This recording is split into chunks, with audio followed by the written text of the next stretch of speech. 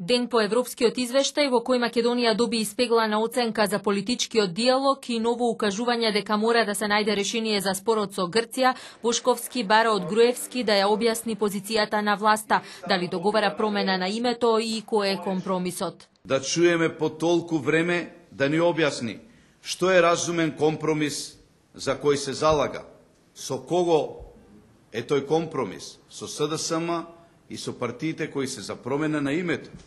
Или, дали е разумен компромис нудењето на привремената референса БРМ за влез во НАТО, што за ДПМН од секогаш беше неприфатливо решение. Бошковски повикува во интерес на земјата да се утврди национална хармонизирана позиција на сите партии и граѓанскиот сектор околу проблемот со Грција, што ја кочи европерспективата, наместо да се бараат виновници дека некој друг сака да го смени името.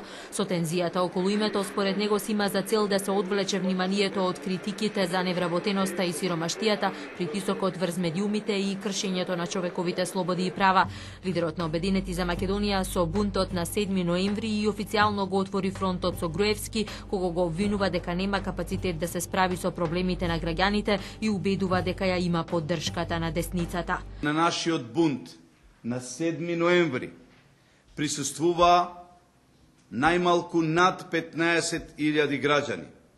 Само од внатрешноста на Републиката, членовите и симпатизерите пристигнаа со 187 автобуси, 58 минибуса и повеќе од 200 автомобили.